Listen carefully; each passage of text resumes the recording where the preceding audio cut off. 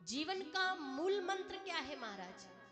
जीवन का मूल मंत्र है गुरु की सेवा करना, माता पिता की सेवा करना। और महाराज जीवन हमें सिखाती है कि हमें दाम्पत्य जीवन कैसे निभाना चाहिए। अगर आपको कुछ सीखना है तो महाराज ये जीवन हमें सिखाती है दाम्पत्य जीवन चलाना चाहिए। तो कैसा महाराज? मनु और शतरूपा की तरह। कथाएं सिर्फ आनंद लेने के लिए नहीं होती हैं, कथाएं जीवन में उतारने के लिए होती हैं कि हमें अपना जीवन कैसे गुजारना चाहिए। महाराज जो मनु और शतरूपा है, अब सब कोई चाहता है कि हमें राजा मनु जैसा मिले, रानी शतरूपा जैसी मिले। लेकिन महाराज जो मनु और शतरूपा हैं वो राजा रानी होने के बाद भी उनका कितना सरल स्वभाव है। उनका स्वभाव कैसा है ये आप भी जानते हैं और हम भी जानते हैं। गोस्वामी तुलसीदास जी महाराज ने लिखा है कि स्वयं भू मनु अरु सतरूपा, स्वयं मनु अरु सतरूपा, स्वयं भू मनु अरु सतरूपा, स्वयं भू मनु अरु सतरूपा, जिन से भाई नारे सृष्टि अनुपा, जिन से भाई नारे सृष्टि अनुपा, जिन से भाई नारे सृष्टि अनुपा, स्वयंभू मनु अरु शतरूपा, और जिनसे भई नर सृष्टि अनुपा, जिससे संसार का निर्माण हुआ है। ऐसे महाराज स्वयंभू मनु और शतरूपा। एक बार क्या हुआ कि जो स्वयंभू मनु है वो रो रहे थे। उनसे पूछा गया महाराज आप क्यों रो रहे हैं? आपके राज्य में किसी चीज की कमी हो तो रो रहे हो तो बता दो। बोले नहीं, मैं इसलिए नहीं रो रहा हूं कि मेरे राज्य में कोई कमी है। तो बोले महाराज इस संसार में व्यक्ति तब रोता है जब उसका पुत्र कुपुत्र होता है। तो आप ये बताइए कि जो आपका पुत्र है वो कुपुत्र है? बोले नहीं, मेरा पुत्र कुपुत्र नहीं है, मेरा पुत्र तो सुपुत्र है महाराज, राजा उत्तानपाद। उनके जैसा बेटा किसका हो सकता है? तो बोले महाराज आप किस लिए रो रहे हैं? आप इसलिए रो रहे हैं कि आपकी धर्मपत्नी आपके हिसाब से नहीं चलती। बोले मैं तो बड़ा भाग्यवान हूं कि मुझे रानी शतरूपा जैसी पत्नी मिली है। तो बोले महाराज फिर आप क्यों रो रहे हैं? शरीर में किसी भी प्रकार का कष्ट है? मनु ने कहा नहीं महाराज, हमें शरीर में किसी भी प्रकार का कष्ट नहीं है। तो बोले फिर क्यों रो रहे हैं? लेकिन स्वयंभू मनु जो मनु है उन्होंने बताया नहीं, क्योंकि वो जानते हैं कि संसार में लोग रो रो करके पूछते हैं और हंस हंस के बताते हैं। ये संसार ऐसा है। इस संसार में अगर सोचो कि अपने पुत्र से कुछ बातें कर लो तो महाराज पुत्र भी आपके पीछे हंसी कर देगा। महाराज मनु गए वन में और वृक्ष से लिपट कर रो रहे हैं, बट के वृक्ष से लिपट कर, क्योंकि जब मन उदास होता है तो कहते हैं अपने मन की बात किसी से भी मत कहो, ना पत्नी से कहो, ना पुत्र से कहो, ना प्रजा से कहो, किसी से भी मत कहो। अगर आपका मन ज्यादा कुपित हो रहा है तो आप जाकर वृक्षों से अपनी बात कर दो, क्योंकि वृक्ष में परमात्मा का वास होता है। अब मनु महाराज बैठे हैं वृक्ष के नीचे और रो रहे हैं कि मेरा जीवन ऐसे ही चला गया। महाराज कैसे चला गया?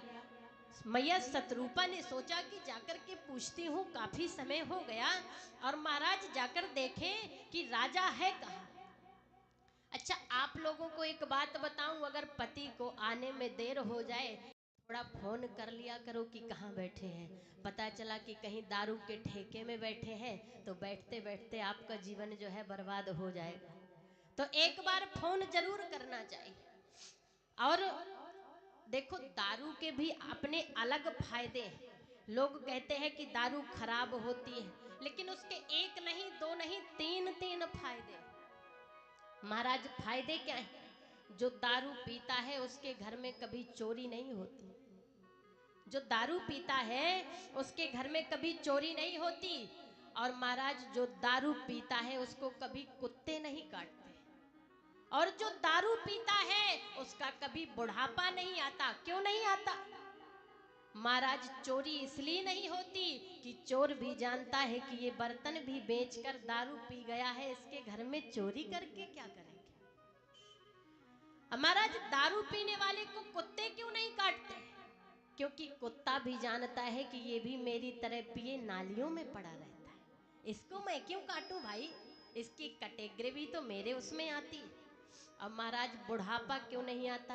क्योंकि उसकी जो टिकट है जवानी में ही कट जाती है, तो बुढ़ापा आएगा ही नहीं। दारू पियोगे महाराज, कहीं लीवर खराब हो जाएगा, कहीं किडनी फेल हो जाएगी, और जब टिकट जवानी में कट जाएगा तो बुढ़ापा कहां से आएगा।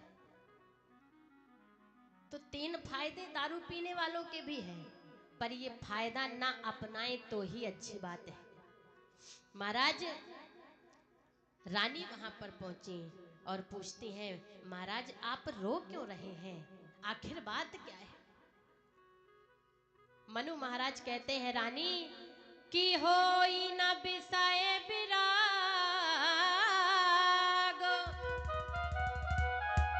भवन बसत भा चौथेपन। महाराज, भवन बसत भा चौथपन, हृदय बहुते दुख पाए। क्यों? जन्म गयऊ हरि भगत बिन, होई न विषय विराग। महाराज, भवन बसत गा चौथपन, हृदय बहुत दुख प्लाग। और क्यों? जन्म गयऊ हरि भगत बिन, मेरी जीवन का चौथी अवस्था चल रही है। और मैं इसलिए रो रहा हूं कि मैं कैसा पापी हूं कि मेरे जीवन की चौथी अवस्था चल रही है और मैं इसी महलों में पड़ा रहा, परमात्मा का नाम नहीं लिया, परमात्मा का मैंने ध्यान नहीं किया, और जो मेरा जीवन है वो बिना भजन के चला गया। महाराज, इस संसार में यदि जीवन बिना भजन के चला जाए तो उससे बड़ा पापी तो कोई हो ही नहीं सकता है, इसलिए मैं रो रहा हूं।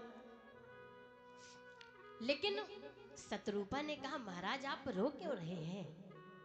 अरे देर आए दुरुस्त आए, आपको परमात्मा की याद तो आई, चौथेपन में ही सही लेकिन याद आई।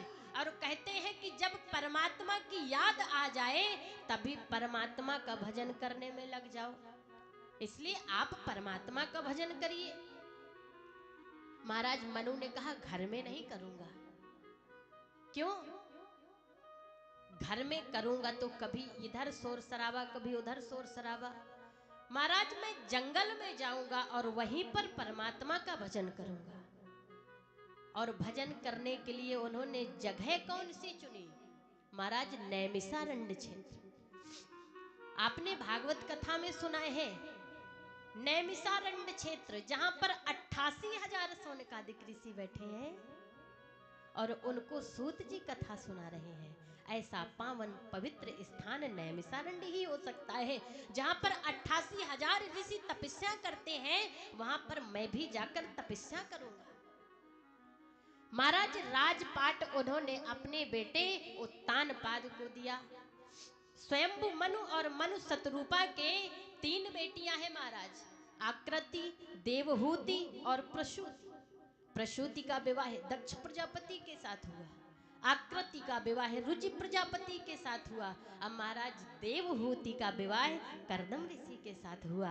आप सब जानते हैं कि जिनके पुत्र भगवान श्री कपिल भगवान है और एक बेटा है, 2 बेटे हैं, प्रियव्रत और उत्तानपाद। महाराज, प्रियव्रत का मतलब क्या होता है? प्रिय माने सुंदर, व्रत माने प्रतिज्ञा। जिसने अपने जीवन में सुंदर प्रतिज्ञा की हो उसे प्रियव्रत कहते हैं।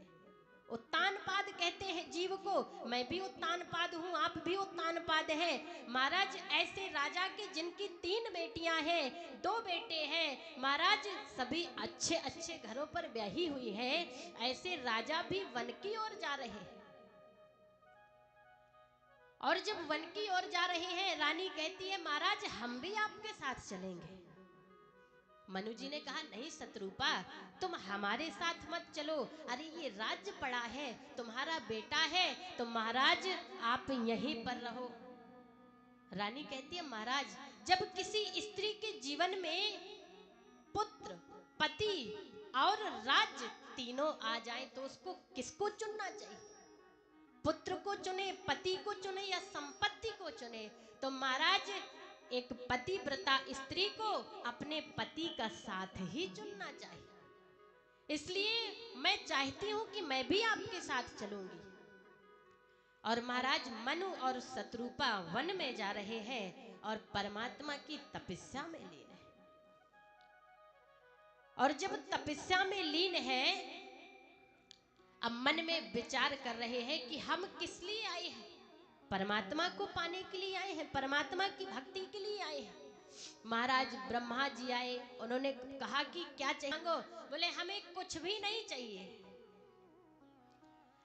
अब जब तपस्या करते करते कई हजार वर्ष निकल गए, महाराज मनु और रानी शत्रुपा एक पैर से खड़े होकर तपस्या कर रहे हैं। भगवान ने सोचा कि अब तो मुझे जाना ही पड़ेगा, क्योंकि जब मेरा भक्त इतनी घनघोर तपस्या कर रहे हैं तो मुझे वहां पर जाना ही पड़ेगा। वहां पर भगवान पहुंचे और स्वयंभू मनु से पूछा कि तुम्हें क्या चाहिए? महाराज मनु ने कहा हमें कुछ नहीं चाहिए, क्योंकि इंसान इस जीवन में तपस्या करता है राजपाट के लिए। हम तो सब कुछ छोड़ के आए हैं, आपका दर्शन हो गया यही बहुत है। भगवान ने कहा नहीं मनु, आपने मेरी तपस्या की है, इसलिए तुम मांगो कि क्या मांगना है। मनु ने कहा महाराज आप कुछ देना ही चाहते हैं तो दे दीजिए कि चाहूं तुम्हारी समान सुत, चाहूं तुम्हारी समान सुत, प्रभूषण कवन दुराव। महाराज आपकी इतनी इच्छा है कि आप कुछ देना ही चाहते हो तो मुझे दे दीजिए कि चाहूं तुम्हारी समान सुत, मैं आपके जैसा पुत्र चाहता। भगवान ने कहा हम तो इनको कुछ देने आए थे, लेकिन यहाँ आकर तो हम ही फंस गए। इन्होंने कहा है कि चाहूं तुम्हें समान सुत, अरे मैं अपना जैसा पुत्र कहां ढूंढ कर लाऊंगा।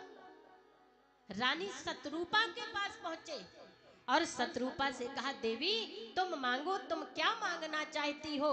क्योंकि जो स्त्रियां होती हैं महाराज, ये ज्यादा करके मांगती हैं कि मेरे बेटे की नौकरी लग जाए, हमें संपत्ति और मिल जाए, सुंदर मकान मिल जाए।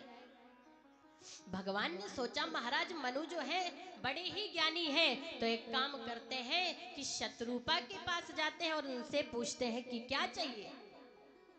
शत्रुपा से पूछते हैं मांगो क्या चाहिए। तो शत्रुपा क्या कहती है कि हे परमात्मा कि जो परनाथ चतुर नप मांगा, सो कृपाल मोहि अति प्रिय लागा, सो कृपाल मोहि अति प्रिय लागा, सो कृपाल मोहि अति प्रिय लागा।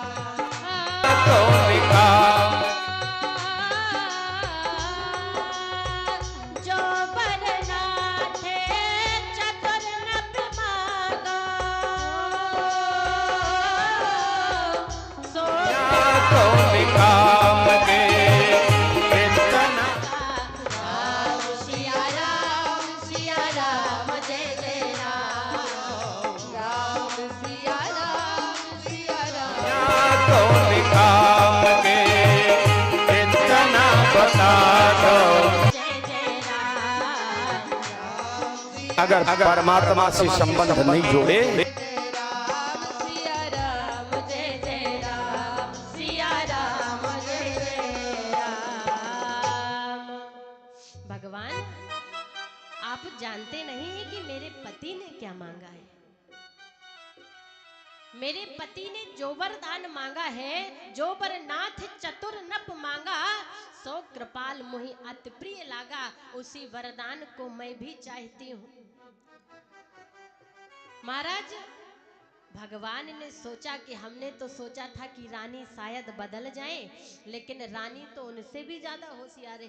कहती है कि जो वरदान मेरे पति ने मांगा है, उसी वरदान को मैं भी चाहती हूँ। इसलिए भगवान ने कहा कि कोई बात नहीं है, अगर आप चाहती हो, अगर कोई मुझे कह दे कि चाहूं तुम्ही को अपना पुत्र बनाना चाहते हैं, तो महाराज एक बार अवतार लेना पड़ता है। पर अगर कोई कह दे कि चाहूं तुम ही समान सुत प्रभु सन कवन दुराओ, आपके जैसा पुत्र चाहे, लेकिन इस जन्म में नहीं, जब अगले जन्म में तुम रानी कौशल्या और राजा दशरथ बनकर आओगे, तब मैं तुम्हारे यहाँ पुत्र बनकर आऊंगा। तो वही स्वयंभु मनु कौन बनते हैं? गोस्वामी तुलसीदास जी महाराज ने लिखा कि ते दशरथ कौशल्या रूपा, कौशलपुरी प्रकट भय भूपा, कौशलपुरी प्रकट